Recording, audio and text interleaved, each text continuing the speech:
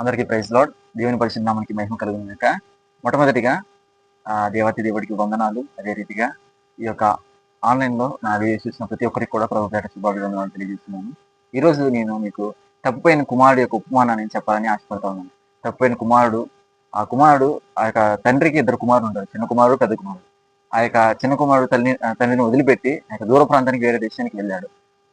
ఆయనకి ఇవ్వబడిన ఆస్తిని అంతా కూడా నాశనం చేసి ఇంకా పందులు తినే పరిస్థితికి వచ్చిన తర్వాత చివరికి తండ్రిని తెలుసుకొని ఇంటికి వచ్చాడు. వెళ్ళిపోయాడు, తిరిగి వచ్చాడు అనే ఆ ఉద్దేశంతో చర్చి కానీ సంఘం కానీ చాలా మంది సేవకులు వెళ్ళాడు వచ్చాడు అనే ఉద్దేశంతోనే ఈ యొక్క ఉపమానాన్ని చెప్తా ఉన్నారు. ఇది ఒక స్టోరీ లాగా చెప్తున్నారు. స్టోరీ అనేది ఏంటంటే it will reveal the truth. సత్యాన్ని ఏం చేస్తుందంటే రివీల్ చేస్తుంది. స్టోరీ అనేది ఉన్నదే చెప్తుంది. కానీ ప్యారబుల్ ఏం చేస్తుందంటే కన్సిల్ ద ట్రూత్. ఏం చేస్తుందంటే సత్యాన్ని దాచిపెట్టింది. సో ఒక తప్పిపోయిన కుమారుడికి ఒక సూచన, ఆ చిన్న కుమారుడికి పెద్ద కుమారుడికి వారిద్దరికి కూడా వ్యత్యాసం ఉంది. అదే రీతిగా తండ్రి మరి ఎందుకు ఒక తప్పిపోయిన కుమారుడికి రాగానే ఆయనకి ఉంగరము, అదే రీతి ఆ రోబు, చెప్పులు, మరి ఆయనకి ఆ యొక్క బలి అర్పించి ఆ యొక్క వాటికి భోజనాన్ని ఏర్పాటు చేయడం, ఇవన్నీ ఎందుకంటే ప్రతి ఒక్క మాటకి ఒక సూచన, ఒక something is there, you need to learn. So మనం వాటిలో కొన్ని దాగి ఉన్న నిజాలు మనం తెలుసుకోవాలి. సో మొట్టమొదటిగా నా ఛానల్కి వచ్చి మీరు నా వీడియోస్ చూస్తున్నట్లయితే ముందుగా నా ఛానల్ సబ్స్క్రైబ్ చేసుకోండి. నేను పెట్టగానే నా వీడియోస్ మీ దగ్గరికి రావాలంటే నా ఛానల్ సబ్స్క్రైబ్ చేసుకొని ఈ వీడియో మీకు అనేకులకి చేరాలని ఆశపడుతున్నాను. మీ ఫ్రెండ్స్కి, మీ ఫ్యామిలీ మెంబర్స్ అందరూ కూడా షేర్ చేయండి, లైక్ చేయండి. మన వీడియోలోకి వెళ్దాం.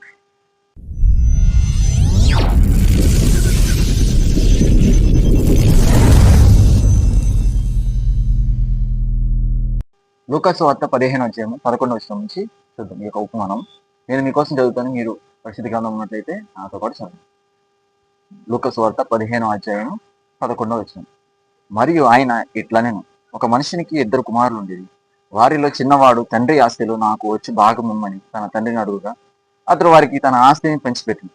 కొన్ని దినములైన తర్వాత ఆ చిన్న కుమారుడు సమస్తమును కూర్చుకొని దూరదేశమునకు ప్రయాణమైపోయి అచ్చట తన ఆస్తిని దుర్వ్యాపారముల వలన పాడు చేసి అదంతా ఖర్చు చేసిన తర్వాత ఆ దేశం అందు గొప్ప కరువు రాగా వాడు ఇబ్బంది పడసాగి వెళ్ళి ఆ దేశస్తుల్లో ఒక చెంత చేరింది. అతడు పందులను మేపుటకు తన పొలంలోనికి వాణిని పంపాడు. వాడు పందులు తిను పొట్టుతో తన కడుపు నింపుకొన ఆశపడాను, కానీ ఎవడనూ వానికి ఏమీ ఇయ్యలేదు. అయితే బుద్ధి వచ్చినప్పుడు వాడు, నా తండ్రి వద్ద ఎంతో మంది వాండ్రులు అన్నము సమృద్ధిగా ఉన్నది, నేనైతే ఇక్కడ ఆఖరికి చచ్చిపోవచ్చున్నాను. నేను లేచి నా తండ్రి వద్దకు వెళ్ళి, తండ్రి, నేను పరలోకమునకు విరోధంగాను నీ ఎదుటను పాపం చేస్తుంది, ఇక మీదట నీ కుమారుడని అనిపించుకున్నట్టు యోగ్యుడు కాను. నన్ను నీ కూలి వారిలో ఒకనిగా పెట్టుకొనమని అతనితో చెప్పొద్దు అనుకొని లేచి తండ్రి వద్దకు వచ్చింది. వాడు ఇంకా దూరంగా ఉన్నప్పుడు తండ్రి వాడిని చూచి కనికరపడి పరిగెత్తి వాని మెడ మీద పడి ముద్దు పెట్టుకుంది. అప్పుడు ఆ కుమారుడు అతనితో, తండ్రి, నేను పరలోకమునకు విరోధంగాను నీ ఎదుటను పాపం చేస్తుంది, ఇక మీదట నీ కుమారుడని అనిపించుకున్నట్టు యోగ్యుడు కాను. అయితే తండ్రి తన దాసులను తీర్చి ప్రశస్త వస్త్రము త్వరగా తెచ్చి ఈయనకి కట్టి దీనికి చేతికి ఉంగరము పెట్టి పాదములకు చెప్పులు తొడిగించడి. క్రొవ్విన దూడను తెచ్చి వధించుడి, మనం తిని సంతోషపడదు. ఈ నా కుమారుడు చనిపోయిన మరలా బ్రతికాను, తెప్పపోయిన దొరికినని చెప్పాను. అంతట వారు సంతోషపడసాగి. అప్పుడు అతని పెద్ద కుమారుడు పొలంలో ఉండెను. వాడు పొలంలో నుండి వచ్చెను. ఇంటి దగ్గరకు రాగా వాద్యములను నాట్యములను జరుగుట విని దాసులలో ఒకరిని పిలిచి ఇది ఏమిటని అడుగగా ఆ దాసుడు అతనితో తమ్ముడు వచ్చి ఉన్నాడు, అతడు తన యుద్ధకు సురక్షితంగా వచ్చినందున ఈ తండ్రి క్రొవ్విన దూడను వధించినది. అయితే అతడు కోపపడి లోపలికి వెళ్ళనొల్లకపోయాను కనుక అతని తండ్రి వెలుపలికి వచ్చి లోపలికి రమ్మని బ్రతిమాలుకునేది. అందుకు అతడు తన తండ్రితో, ఇదిగో ఇన్ని ఏండ్ల నుండి నిన్ను సేవించున్నానే, నీ ఆజ్ఞను ఎన్నడూ మేరలేదే. ఆయనను నా స్నేహితులతో సంతోషపడినట్లు నీవు నాకెన్నడూ ఒక మేకపిల్ల ఇయ్యలేదు. అయితే ఈ ఆస్తిని వేషలకు తినివేసిన ఈ కుమారుడు రాగని వీని కొరకు క్రొవ్విన దూడను వధించుతుందని చెప్పాను. అందుకు అతడు, కుమారుడా, నీ ఎల్లప్పుడూ నాతో కూడా ఉన్నావు, నావన్నీ నీవే, మనము సంతోషపడి ఆనందించిన యుక్తమే ఈ నీ తమ్ముడు చనిపోయి తిరిగి బ్రతికాను, తప్పైనా దొరికినని అతనితో చెప్పాను. మంచిది.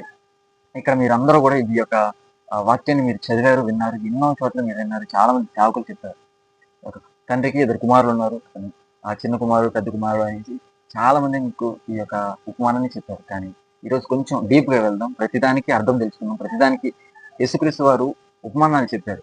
ఉపమానాలు పబ్లిక్ గా ఉన్నప్పుడు, అందరూ ప్రజలు ఉన్నప్పుడు, అందరూ ఉన్నప్పుడు ఉపమానాలు చెప్పాడు.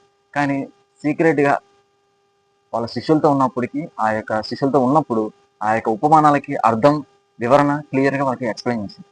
మనం కూడా ఈ యొక్క ఉపమానాలని అందరికీ కూడా తెలియకూడదు, వాటి అర్థం ఎవరికి కూడా అందరికీ అర్థం కాకూడదనే ఉద్దేశంతో ఎవరైతే ఆయన వెతుకుతారో, ఎవరైతే తన దేవుడిని ప్రేమిస్తారో, ఎవరైతే బాగా దేవుడికి దగ్గరగా ఉంటారో వాళ్ళకి మాత్రమే ఇక ఉపమానాలు అర్థం కావాలనే ఉద్దేశంతో యేసుక్రీస్తు వారు సీక్రెట్ గా ఈ యొక్క పారబుల్స్ అన్ని కూడా డిసైబుల్స్ కి షేర్ చేశారు.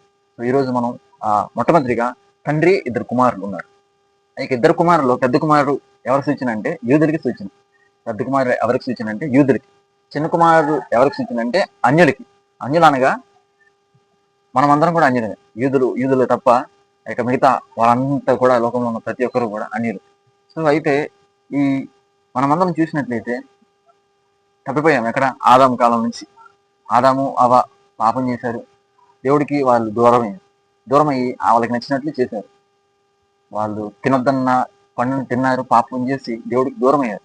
ఆ తర్వాతకి ఇంకా దేవుడికి దూరం అయ్యి వాళ్ళంతా కూడా పాపంలో పడిపోయి ఇక మనం అందరం కూడా మనం ఆ యొక్క తప్పిపోయిన కుమారుడు ఎవరయ్యా అంటే నువ్వు నేను, మనం అందరం కూడా యూదులు తప్ప ఆ యొక్క చిన్న కుమారుడికి మనం అందరం కూడా యొక్క సూచన. It represents the youngest and all the people those belong to gentiles. So we are all gentiles. మనం అందరం కూడా అన్యులు. కాబట్టి మనం అందరం కూడా చూపు ద్వారా, మాట ద్వారా, ఆలోచన ద్వారా, తలంపుల ద్వారా, ప్రవర్తన ద్వారా మనం అందరం కూడా తెలియకుండా పాపంలో పుట్టాము. మనం అందరం కూడా పాపం చేశాము. కాబట్టి మనం అందరం కూడా దేవుడి నుంచి దూరం అయ్యాం. ఆ యొక్క తండ్రి నుంచి మనం అందరం కూడా దూరం అయిపోయి ఆ విధంగా దేవుడికి దూరంగా ఉన్నాం. అయితే తప్పిపోయిన కుమారుడు అనగా మనం అందరం. సో మనం అందరం కూడా తప్పు తెలుసుకున్నాం. యేసుక్రీస్తు వారి సువార్త విన్నాం. యేసుక్రీస్తు వారు ఎవరు, ఆయన రక్షకుడు, దేవుడు, ఈ లోకానికి వచ్చిన మెస్సయ్య అనేసి మనం అందరం కూడా విశ్వసించి నమ్మాం. కాబట్టి మనం అందరం కూడా దేవుని తెలుసుకుని దేవుడి దగ్గరికి వచ్చాము, మారుమనసు పొందాము, రక్షణ పొందాము. మనం అందరం వచ్చి ఆయనకి కనెక్ట్ అయ్యాము. మరలా ఇప్పుడు మనం దేవుడికి మరలా కనెక్ట్ అయ్యాము. యేసుక్రీస్తు వారు వచ్చి మనల్ని ఆయన రక్తం చేత మనల్ని కడిగి పరిశుద్ధపరిచి మనల్ని ఏం చేశారంటే తండ్రికి మనకి ఆ యొక్క రిలేషన్షిప్ ని, డిస్కనెక్ట్ అయిన రిలేషన్షిప్ ని కనెక్ట్ చేశారు. సో కనెక్ట్ అయిపోయిన తర్వాత నెక్స్ట్ మనందరం కనెక్ట్ అయిపోయాం. మనం అందరం కూడా రక్షించబడటం అది కాదు, దాంతో పాటు మనకి చాలా కూడా దేవుడు మనకి అనుగ్రహించాడు. ఈ తప్పిపోయిన కుమారుడు వెళ్ళాడు. ఆ యొక్క వెళ్ళిన తర్వాత మరలా తిరిగి వచ్చిన తర్వాత తనకి ఒకటి తర్వాత ఒకటి ఇవ్వబడటం జరిగింది. మనం ఒకసారి మీకు చెప్పాను. 15వ అధ్యాయం చూద్దాం. 15వ అధ్యాయం 21 చూద్దాం. అప్పుడు ఆ కుమారుడు అతని తండ్రిని, నేను పరలోకమునకు విరోధంగాను ఎదుట పాపం చేసింది. చిన్న కుమారుడు వచ్చాడు, పాపం చేశానని ఒప్పుకున్నాడు. మనం అందరం కూడా పాపం చేశానని ఒప్పుకున్నాం.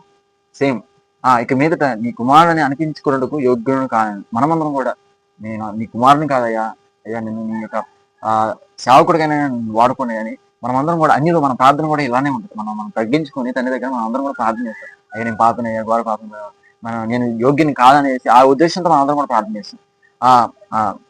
ప్రార్థన చేస్తాం. 22వ వచనం. అయితే తండ్రి తన దాసులను చూచి ప్రశస్త వస్త్రము త్వరగా తెచ్చి వీనికి ప్రశస్త వస్త్రం తీసుకురమ్మని చెప్పారు. ఫస్ట్ చూడండి, ఎప్పుడైతే ఆ యొక్క కుమారుడు వచ్చారో ఏం చేశాడు, నేను యోగ్యని కాను అనేసి చెప్పగానే తండ్రి తన దాసును చూసి పిలిచాడు. వాళ్ళందరూ పిలిచి నా కుమారుడు ఇచ్చాడు, తప్పిపోయిన కుమారుడు ఇచ్చాడు, ప్రశస్త వస్త్రాలు తీసుకురమ్మన్నాడు. మరి ప్రశస్త వస్త్రాలు ఆ తప్పిపోయిన కుమారుడికే కాదు, ఈ వాక్యం ఏంటంటే నీకు, నాకు, మనందరికీ కూడా, అన్యులు అనబడిన మనందరికీ కూడా ప్రశస్త వస్త్రాలు దేవుడిని తెచ్చాడు. మరి ప్రశస్త వస్త్రాలు అనే అర్థం ఏంటయ్యా అంటే యాక్సెప్టెన్స్, అంటే ఐడెంటిటీ. మనమందరం కూడా గుర్తింపు. మనమందరం ఎవరు అయ్యా అంటే మనమందరం కూడా దేవుని కుమారులు, దేవుని కుమార్తెలు. So we are the children of God. Yohanu సువార్త 1:12 అంటే ఎవరైతే whoever believes in Jesus Christ we are called as the children of God. మనం అందరం ఎవరైతే ఆయన విశ్వసిస్తారో ఆయన యొక్క పిల్లలంగా మనం అందరం కూడా మార్చబడతాం.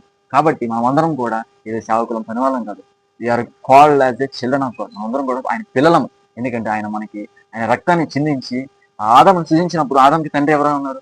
దేవుడే తండ్రి ఉన్నాడు. సో మన తండ్రి, మనందరం కూడా ప్రార్థన చేస్తాం, పరలోకమందున్న మా తండ్రి. ఎందుకు ఆ విధంగా ప్రార్థన చేస్తామంటే మన దేవుడు మనకి తండ్రి, మనమందరం కూడా ఆయన కుమారులు. సో కాబట్టి ఆ యొక్క సన్షిప్ అనేది అక్కడ యాక్సెప్టెన్స్, ఐడెంటిటీ. ఒక రాజభవనంలో రాజకుమారుడు మాత్రమే ఆయన యొక్క వస్త్రాలు వేసుకుంటారు. మిగతా ఎవరు కూడా, పని వాళ్ళు ఎవరు కూడా మంచి వస్త్రాలు వేసుకోరు. సో మనం చూసినట్టు ప్రశస్త వస్త్రాలు ఎవరు వేసుకుంటారంటే రాజకుమారులు. మనందరం కూడా రాజకుమారులు. మన దేవుడు మన తండ్రి. కాబట్టి మనం అందరం కూడా ఆయన యొక్క రాజ వస్త్రాలు ధరించుకోవాలని ఆ యొక్క ఐడెంటిటీ. అంటే మనం చూసిన ఆ యొక్క కుమారుని తనం అంటే మనకి ఈ దేవుడు ఏం వేస్తుందంటే ఆ యొక్క అధికారం ఏం చేస్తున్నాడు? సన్షిప్. కుమారుడిగా మనల్ని అంగీకరిస్తున్నాడు, కుమారుడిగా మనం చేసుకున్నాడు. హల్లెలూయా. సో అది మొట్టమొదటిగా అది ప్రశస్తోత్రాలు ఇచ్చాడంటే దానికి అర్థం ఏంటంటే సంక్షిప్ మనకి ఆయన కుమారులుగా కుమార్తెలుగా అవ్వడానికి అవకాశాన్ని కల్పించాడు. రెండోదిగా త్వరగా తెచ్చి వీనికి కట్టి వీని చేతికి ఉంగరము పెట్టి, ఉంగరం కూడా రెండోది ఏంటంటే ఉంగరానికి సాదృశ్యం ఏంటంటే అథారిటీ, డెస్టినీ. పూర్వకాలంలో రాజులు వాళ్ళ పిల్లలు వాళ్ళ సంతకం ఏదన్నా ఆజ్ఞ ఇవ్వాలన్నా కానీ, ఏదన్నా చేయాలన్నా కానీ, ఏదన్నా రాసి ఇవ్వాలన్నా కానీ, ఆజ్ఞ కానీ సంథింగ్ ఏదన్నా ఇవ్వాలనుకుంటే వాళ్ళ సంతకం సీల్ ఒక ముద్ర వేయడం కానీ, ఆ యొక్క ముద్ర వేసిన తర్వాత వాళ్ళ సంతకం వేయాలి, ఇవన్నీ ఉండాలి. సో మరి రాజుకి ఈ యొక్క సంతకం ఇవన్నీ చేయాలంటే వాళ్ళకి రాజుగా వాళ్ళు ఏ విధంగా కనబడతారయ్యా అంటే వాళ్ళ చేతికి ఒక ఉంగరం ఉంటుంది, రింగ్. ఆ యొక్క రింగ్ ఫింగర్, ఆ యొక్క రింగ్ అనేది వాళ్ళకి ఏంటంటే అధికారానికి. సో మనందరికీ కూడా దేవుడు ఆ యొక్క అధికారం, ఆ యొక్క రింగ్ కి సూచన ఏంటి అంటే authority. So God gave authority to every one. అందరికీ కూడా దేవుడు ఏం చేశారంటే మనకి అధికారం ఇచ్చాడు. ఆదమామను సృజించగానే దేవుడు అన్నారు, ఏలుడి మీరు సముద్ర చేపలను, ఆకాశ పక్షులను, ఈ భూమి మీద ప్రతి జంతువుని ఏలుడి అనేసి అన్నారు. సో మనం అందరికీ కూడా మనం కోల్పోయిన అధికారాన్ని దేవుడు తీసుకొచ్చి ఆ యొక్క అధికారాన్ని దేవుడు మనకి అనుగ్రహించారు. హల్లెలూయా. సో రెండోది ఉంగరానికి సూచన ఏంటయ్యా అంటే అధికారం. ఆ తర్వాత మూడోది పాదములకు చెప్పులు తొలగించుడి. పాదములకి చెప్పులు తొలగించుడు అంటే రాజభవనంలో రాజకుమారులు వాళ్ళు తప్ప మిగతా ఎవరు కూడా చెప్పులు వేసుకోరు. ఎందుకంటే వాళ్ళకి ఆ యొక్క అధికారం లేదు కాబట్టి. సో ఆ యొక్క మనం స్టాటస్ మనం చూసినట్లయితే ఆ స్టాటస్ ఏంటయ్యా అంటే ఆ చెప్పులకి సూచన ఏంటయ్యా అంటే మనం ఆయన కుమారులు, మనం అందరం ఆయన కుమార్తెలు కాబట్టి మనం అందరం కూడా ఏదో పనివారం కాదు. ఆయన భవనంలో, ఆయన రాజ్యంలో, ఈ యొక్క భూలోకంలో మనం అందరం కూడా ఆయన కుమారులుగా ఉన్నాం. సో ఆ కుమారులమైన మనం ఏదో సేవకులం కాదు, ఏదో పనివాళ్ళం కాదు, కానీ మనం అందరం దేవుని బిడ్డలమై మనం అందరం ఉన్నారు అనేసి ఆ యొక్క రాజ్యంలో మనం అందరం కూడా చెప్పులు ఆ యొక్క వాటికి సూచన ఏంటంటే అంటే ఆ యొక్క మనమందరం కూడా సేవకులం కాదు, కానీ దేవుని బిడ్డలం అనే అర్థానికి మనకి తెలియజేస్తా ఉంది. దాని తర్వాత 23వ వచనం, క్రొవ్విన దూడను తెచ్చి వధించుడి, మనం తిని సంతోషపడదాం. మరి క్రొవ్విన దూడ దేనికై అంటే ఇన్హెరిటెన్స్ అంటే ఏంటంటే వారసత్వం. మనకి పిల్లలకి ఏమిటంటే మనకి ఆస్తి ఉంటుంది. ఈ యొక్క ఆస్తి ఏంటి, ఇన్హెరిటెన్స్ అంటారు. మనకి వారసత్వం ప్రకారం 10 ఎకరాలు ఉంటే వాళ్ళ పిల్లలకి ఎంతమంది ఉంటే అంత. సో మనందరికీ కూడా బ్లెస్సింగ్స్, ఆ యొక్క బ్లెస్సింగ్స్. అదే రీతిగా ఈ యొక్క క్రొవ్విన దూడని వాటికి ఏమంటారంటే పండగ ఎంజాయ్మెంట్, లేకపోతే కొత్త బిగినింగ్, నూతనమైన జీవితం. మనందరం కూడా నూతన సృష్టిగా ఉంటాం. ఎప్పుడైతే మనం మారుమనసు రక్షణ పొందామో మనందరం కూడా నూతన సృష్టిగా చేయబడతాం. హల్లెలూయా. సో అది నూతన బిగినింగ్, న్యూ బిగినింగ్ కి సూచన. అదే రీతిగా అదే రీతిగా మనకి సెలబ్రేషన్స్. సో మనం ఒక వ్యక్తి మారుమనసు పొంది రక్షణ పొందితే పరలోకంలో పండగ అంట. సో ఆ పండగ చేసుకోవడానికి దేవుడు ఈ యొక్క క్రొవ్విన దూడని వధించాడు. సో మనం అందరం కూడా ఈ యొక్క క్రొవ్విన దూడ మనకి ఈ యొక్క వారసత్వాన్ని, బ్లెస్సింగ్స్ కూడా మనకి దేవుడు దయచేశారు. మొట్టమొదటిగా ఏంటి అంటే ఇక ప్రశస్త వస్త్రాలు, అదే రీతిగా ఉంగరము, అదే రీతిగా ఈ యొక్క చెప్పులు, క్రొవ్విన దూడ, వీటన్నిటికి కూడా ఏంటంటే ఆయన కుమారుడుగా కింగ్షిప్ అథారిటీ, మనకి అధికారం. ఆయన కుమారుడిగా చేసుకున్నాడు, మనల్ని సేవకులుగా కాకుండా దేవుడు మనల్ని ఆయన బిడ్డలుగా, ఆయన పిల్లలుగా మనం చేసుకున్నాడు అనేసి మనం ఉపమానంలో చూడవచ్చు. మరి ఇంకా కొంచెం ముందుకు వెళ్తే మరి పెద్ద కుమారుడు ఎవరయ్యా అంటే, పెద్ద కుమారుడికి సూచన ఎవరయ్యా అంటే యూదులకి సూచన. మరి పెద్ద కుమారుడికి ఎందుకు కోపం వచ్చిందో కూడా మనం తెలుసుకోవాలి. పెద్ద కుమారుడు ఈ యొక్క పార్టీ ఎన్ని డాన్స్ చేస్తా ఉన్నారు, వీళ్ళందరూ డాన్స్ చేస్తా ఉంటే చిన్న కుమారుడు వచ్చిండు, బాగా అడవుడు చేస్తా ఉన్నారు. మరి పెద్ద కుమారుడు కోపం ఎందుకు వచ్చింది అని చూస్తున్నట్టు ఒకసారి రోమీయుల పత్రిక చూద్దాం. Romans chapter 10 verse 19. But I asked, did Israel not understand? For Moses says, I will make you jealous of those who are not a nation. With a foolish nation I will make you angry. అంటే ఏంటంటే మీకు jealous కలిగిస్తాను. Jealous అంటే ఏంటంటే మనం చూసి తట్టుకోలేము. So ఒక పేద దేశం చూసి ఇజ్రాయెల్ దేశం ఏమవుతుందంటే జలస్ ఫీల్ అవుతుంది, అంటే ఓర్చుకోలేవు. ఒక పేద దేశాన్ని చూసి నువ్వు ఓర్చుకోలేని వారుగా నిన్ను చేస్తాను, నీకు కోపం తెప్పిస్తాను అనేసి రోమీయులకు రాసిన పత్రిక 10వ అధ్యాయంలో 19వ వచనం క్లియర్గా ఉంది. అందుకని పెద్ద కుమారుడికి కోపం వచ్చింది. మళ్ళీ 9వ అధ్యాయము 31, 32. మరి అసలు నిజానికి చిన్న కుమారుడికి పెద్ద కుమారుడికి వ్యత్యాసం ఏంటంటే, పెద్ద కుమారుడికి తండ్రి ఎప్పుడు కూడా పని చెప్పలేదు, వెళ్ళి పని చేయి, ఆ పని చేయి, ఈ పని చేయాలని ఎప్పుడు చెప్పలేదు. కానీ ఆయనే స్వతహాగా పనులు చేసుకున్నాడు. మనం అది క్లియర్గా నీకు చెప్తాను, ఎందుకు పని చేశారు కూడా చెప్తాను. రోమీయులకు రాసిన పత్రిక 9వ అధ్యాయం 11వ వచనం. బట్ దట్ ఇజ్రాయెల్ హూ, మీకు తెలుగులో కూడా చదువుతాను ఒకసారి. 9వ అధ్యాయం 31. అయితే ఇజ్రాయేలు నీతికరణమైన నియమలను వెంటాడి ఆ నియమను అందుకోలేదు. వారెందుకు అందుకోలేదు? వారు విశ్వాసం మూలంగా కాక క్రియల మూలంగానైనట్టు దానిని వెంటాడి. అంటే దేవుడి రాజ్యంలో నేను ఏదైనా పని చేస్తే నాకు దేవుడు ఏదన్నా బహుమానం ఇస్తాడా ఆ ఉద్దేశంతో పెద్ద కుమారుడు వెళ్ళి అక్కడ పని చేస్తా ఉన్నాడు. నిజానికి మనం చెప్పని పని మనం చేయకూడదు. దేవుడు మనం చెప్పని పని చేయకూడదు. కానీ ఈ పెద్ద కుమారుడు నేను ఏదైనా పని చేస్తే నాకు దేవుడు బహుమానం ఇస్తాడే అనే ఉద్దేశంతో పని చేస్తా ఉన్నాడు. రోమిలకు రాసిన పత్రిక 9వ అధ్యాయం 31, 32. నాకల్ది ఎందుకు కోపం వచ్చింది అంటే రోమిలకు రాసిన పత్రిక 10వ అధ్యాయం 19. మరియు నేను చెప్పినది మనకి ఇజ్రాయేలునకు తెలియకుండెన జనము కాని వారి వారి వలన మీకు రోషము పుట్టించదను, అవివేకమైన జనము వలన మీకు ఆగ్రహము కలుగజేతను అని మొదట మోసే చెబుతున్నాను. ఎప్పుడో చెప్పాడు ఇది, మీకు కోపం పుట్టిస్తాను, మీకు జలస్ పుట్టిస్తాను అనేసి చెప్పాడు. అదే రీతిగా ఉపమానం చూసినట్లయితే నిజంగా ఆ పెద్ద కుమారుడికి కోపం వచ్చింది. ఎందుకు ఈ విధంగా చేస్తున్నాడు, ఆయన ఎందుకు పని చేస్తున్నాడు. సో మరి చివరి వచ్చిన మనం చూద్దాం. మరి ఎందుకు నా కుమారుడు చనిపోయి మరలా బ్రతికాను అని ఆ మాట ఎందుకు అన్నాడో కూడా మీకు చెప్తాను. నిజానికి ఆ కుమారుడు, తప్పిపోయిన కుమారుడు వెళ్ళాడు వచ్చాడు.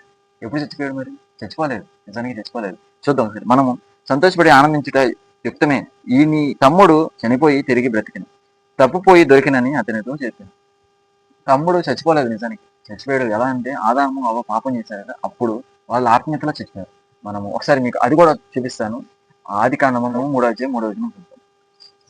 అయితే తోట మధ్య ఉన్న చెట్టు ఫలములను గూర్చి దేవుడు మీరు చావుకున్నట్లు వాటిని తినకూడదని వాటిని ముట్టకూడదని చెప్పింది సర్పంతో అని. మీరు వాటిని ముట్టుకుంటే వాటి తింటే మీరు చనిపోతారనే ఒక మాట మనం చూడొచ్చు. వారు వాటిని ముట్టుకున్నారు, వాటిని తిన్నారు ఆదాము. కానీ వాళ్ళు నిజానికి చనిపోలేదు, కానీ ఆదాము చాలా సంవత్సరాలు పెట్టాడు. ఆత్మీయతలో వాళ్ళు చనిపోయారు. They were died in the spirit, the spiritual realm they were died. ఆదాము ఆత్మీయతలో చనిపోయారు. అందుకనే ఈయన కుమారుడు చనిపోయి మరలా తిరిగి బ్రతికినం అనేసి తండ్రి ఎందుకన్నాడంటే ఇందుకు అన్నాడు. మనందరం కూడా ఆత్మీయతలో చనిపోయాము. సో మనం అందరం కూడా మరలా బ్రతికాము, మనందరం కూడా తిరిగి వచ్చాము. హ్యాపీ కదా మనందరం కూడా. సో తప్పైన కుమారుడు యొక్క ఉపమానం ఇదండి. చిన్న కుమారుడు అన్యులకి సూచన, పెద్ద కుమారుడు యూదులకి సూచన. మనమందరం కూడా అన్యులు, మనందరం కూడా తప్పిపోయి మరలా తిరిగి దేవుడి దగ్గరికి వచ్చాము. మనందరికీ కూడా దేవుడి అధికారము, ఇక మనమందరం కూడా ఆయన బిడ్డలుగా మారడానికి దేవుడు అవకాశం కల్పించాడు. మనకి ఆశీర్వాదాలు, దీవెనలు ఎన్నో దేవుడు మనకి దాచిపెట్టాడు. కాబట్టి మనం అందరం కూడా దేవుడికి మనం ఆయనకి ఆనుకుని మనం జీవిద్దాము. ఈ యొక్క ఉపమానాన్ని మీ ఫ్రెండ్స్, మీ ఫ్యామిలీ మెంబర్స్ అందరికీ షేర్ చేయండి. చాలా చాలా అంటే చాలా. మనం వెళ్ళాం, ఆ కుమారుడు తప్పిపోయాడు వచ్చాడు అనే ఉద్దేశం కాకుండా ప్రతిదానికి కూడా ఒక ఒక ఉద్దేశం ఉంటుంది. యేసుప్రభువు వారు చెప్పిన ప్రతి ఉపమానంలో something is there hidden. So we need to find out, we need to understand the word of మనం అందరం వాటిని తెలుసుకొని అర్థం చేసుకునే వారిలాగా ఉండాలి. సో ఈ యొక్క మీకు ఉపమానం మీకు నచ్చినట్లయితే లైక్ చేయండి, షేర్ చేయండి, మీ ఫ్రెండ్స్ అందరికీ కూడా షేర్ చేయండి. Thank you for watching. God bless you all. Praise the lord.